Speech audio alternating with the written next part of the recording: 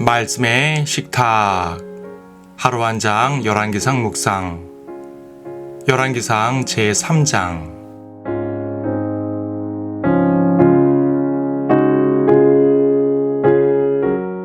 3장 9절과 10절을 보겠습니다. 그러므로 주의 종에게 주의 백성을 재판할 수 있는 명철한 마음을 주시어 나로 선과 악을 분별하게 하소서. 누가 이 큰 주의 백성을 재판할 수 있겠나이까 하니 솔로몬이 이것을 구한 그 말이 주를 기쁘시게 한지라. 솔로몬은 왕이 된 후 하나님께 지혜를 구했습니다. 주의 백성 이스라엘을 다스려야 하는데 그러려면 명철한 마음으로 선과 악을 분별할 수 있어야 했기 때문입니다.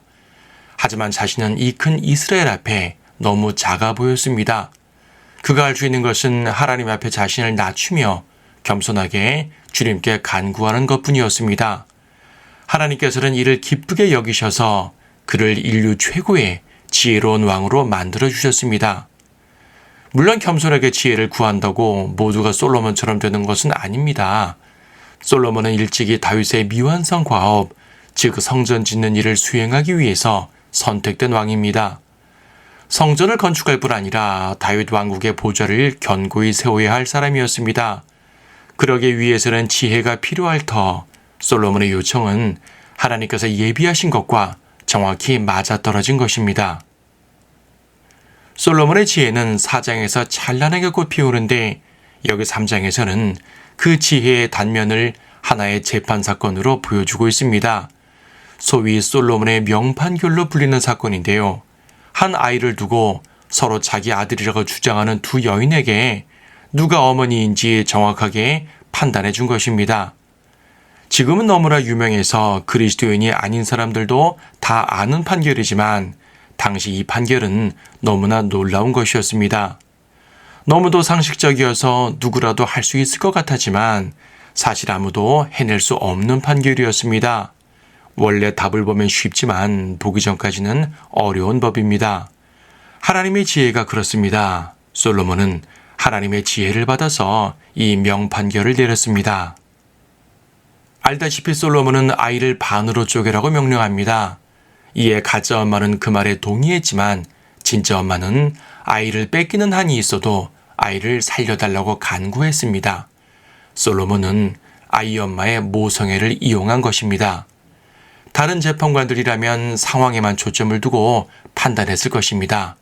아이의 죽은 시간이나 엄마들이 전날 밤 무엇을 했는지, 정말 집에는 다른 사람이 아무도 없었는지, 혹은 아이가 누굴 닮았는지, 아이의 사이는 정확히 무엇이었는지 등 나름 과학적인 방법으로 추론했을 것입니다. 그렇게만 했어도 사람들은 꽤 정밀한 추리력에 감탄했을 것입니다. 하지만 솔로몬의 접근 방법은 전혀 달랐습니다. 그는 모성이라는 내면적인 감정과 생명에 대한 도덕적인 반응까지 살폈습니다. 그는 하나님께 구했던 것처럼 선과 악을 분별하는 지혜를 활용한 것입니다. 이로써 가짜 엄마는 단순히 아기를 도둑질하는 정도가 아니라 생명을 함부로 죽여도 된다고 생각하는 악한 여인임이 드러났습니다. 우리는 모두 지혜롭기를 꿈꿉니다. 많은 이들이 솔로몬처럼 지혜롭게 해달라고 기도도 합니다. 하지만 지혜라고 다 똑같은 것은 아닙니다. 공부를 잘하는 지혜도 있고 돈을 잘 버는 지혜도 있습니다. 사람을 잘 사귀는 지혜도 있고 사회와 국가를 발전시키는 지혜도 있습니다. 하지만 가장 중요한 지혜는 선과 악을 분별하는 지혜입니다. 의와 불의를 분별하는 지혜입니다. 진리와 비진리를 분별하는 참 지혜입니다. 왜냐하면 이 지혜는 생명을 주기 때문입니다. 다른 모든 지혜가 있어 부와 명성을 이룬다고 해도 이 참 지혜가 없으면 그의 삶은 허망하게 끝날 것입니다. 솔로몬이 전도서에서 고백한 것처럼 말입니다. 그러므로 우리는 진리를 깨닫는 지혜를 얻어야 합니다. 하나님의 말씀에서 지혜를 얻어야 합니다. 하늘에 속한 지혜를 얻어야 합니다. 십자가에 나타난 하나님의 지혜를 얻어야 합니다. 무엇보다 예수 그리스도라는 참된 지혜를 소유해야 합니다. 그러면 모든 것을 갖게 되는 것입니다.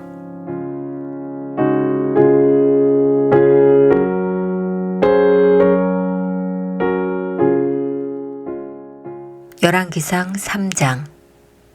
솔로몬이 이집트 왕 파라오와 인척 관계를 맺고 파라오의 딸을 취하여 그녀를 다윗 성읍으로 데려와서 자신의 궁과 주의 전과 예루살렘 주위의 성벽에 건축이 마칠 때까지 두었더라. 그때까지 주의 이름으로 건축된 전이 없었으므로 백성들은 오직 산당에서만 제사를 드리더라. 솔로몬이 주를 사랑하여 그의 아버지 다윗의 규례대로 행하되 오직 산당에서 제사를 드리고 분향하더라. 왕이 기브온에서 제사를 드리려고 거기로 갔으니 이는 거기에 큰 산당이 있음이더라. 솔로몬이 그 제단에 일천 번제를 드리니라. 기브온에서 주께서 밤에 꿈으로 솔로몬에게 나타나셨더라. 하나님께서 말씀하시기를 내가 내게 줄 것을 구하라 하시자 솔로몬이 말씀드리기를 내 아버지 다윗이 주 앞에서 진리와 의 가운데 행하고 주와 더불어 마음의 정직함으로 행할 때 주께서 주의 종 내 아버지 다윗에게 큰 자비를 베푸셨으며 또 주께서 그를 위하여 이같이 큰 인자하심을 간직하시어 그에게 한 아들을 주사 그의 보좌에 앉게 하신 것이 오늘과 같나이다. 오 주 나의 하나님이여, 이제 주께서는 주의 종을 내 아버지 다윗을 대신하여 왕으로 삼으셨나이다. 나는 어린아이에 불과하오니 어떻게 나가고 들어와야 할지 알지 못하나이다. 주의 종은 주께서 택하신 주의 백성 가운데 있사오니 그들은 큰 백성이라. 그 수가 많아서 셀 수도 없고 헤아려 볼 수도 없나이다. 그러므로 주의 종에게 주의 백성을 재판할 수 있는 명철한 마음을 주시어 나로 선과 악을 분별하게 하소서. 누가 이 큰 주의 백성을 재판할 수 있겠나이까 하니 솔로몬이 이것을 구한 그 말이 주를 기쁘시게 한지라. 하나님께서 그에게 말씀하시기를 내가 이것을 구하고 자신을 위하여 장수도 구하지 아니하였으며 자신을 위하여 재물도 구하지 아니하고 내 원수의 생명도 구하지 아니하고 오히려 자신을 위하여 재판을 분별할 수 있는 명철을 구하였으니 보라 내가 내 말대로 하였으며 보라 내가 너에게 현명하고 명철한 마음을 주었으니 내 이전에도 너와 같은 자가 없었으며 내 이후에도 너와 같은 자가 일어나지 아니하리라. 내가 또한 내가 구하지 아니한 재물과 명예를 내게 주었으니 내 평생에 왕들 중에 너와 같은 자가 없으리라. 내가 내 아버지 다윗이 행한 것처럼 내 길로 행하여 나의 규례와 나의 명령을 지키면 내가 내 날들을 늘려주리라 하시더라. 솔로몬이 깨고 보니 보라 그것이 꿈이었더라. 솔로몬이 예루살렘으로 가서 주의 언약궤 앞에 서서 번제를 드리고 화목제를 드리며 그의 모든 신하들에게 잔치를 베풀더라. 그때 창녀인 두 여자가 왕에게 와서 그의 앞에 섰으니 한 여자가 말하기를 오 내 주여 나와 이 여자가 한 집에 거하는데 내가 그녀와 함께 그 집에 있을 때 아이를 낳았나이다. 내가 해산한 지 3일 후에 이 여자도 해산하였는데 우리가 함께 있었고 그 집에는 우리 둘 외에 우리와 함께한 다른 사람은 없었나이다. 그런데 이 여자의 아이가 밤에 죽었으니 이는 이 여자가 아이 위에 누웠음이니이다. 그러자 이 여자가 한밤중에 일어나 당신의 여종이 잠든 사이에 내 곁에 있던 내 아들을 취하여 자기 품에 누이고 그녀의 죽은 아이를 내 품에 뉘어 놓았나이다. 내가 아침에 일어나 내 아이에게 젖을 주려 하는데 보소서 아이가 죽었더이다. 그러나 내가 아침에 자세히 살펴보니 보소서 그 아이는 내가 낳은 내 아들이 아니었나이다 하니라.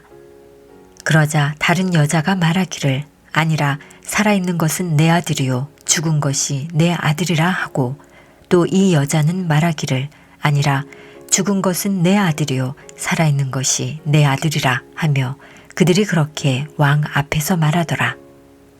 그때 왕이 말하기를 한 사람은 살아있는 것은 내 아들이요 죽은 것이 내 아들이라 하고 다른 사람은 아니라 죽은 것은 내 아들이요 살아있는 것이 내 아들이라 하는도다 하고 왕이 말하기를 칼을 가져오라 하니 그들이 칼을 왕 앞으로 가져왔더라.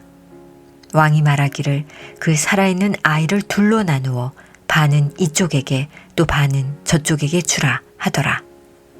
그때 살아있는 아이가 자기 아이인 여자가 왕에게 고하였으니 이는 그녀의 아들을 위한 그녀의 마음이 불타올랐음이라.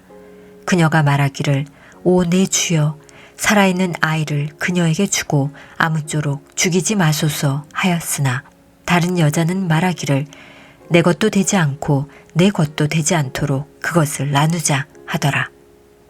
그때 왕이 대답하여 말하기를 살아있는 아이를 저 여자에게 주고 아무쪼록 죽이지 말라. 그녀가 그 아이의 어머니라 하더라. 온 이스라엘이 왕이 판결한 재판을 듣고 왕을 두려워하였으니 이는 그들이 왕 안에 하나님의 지혜가 있어 재판함을 보았음이라.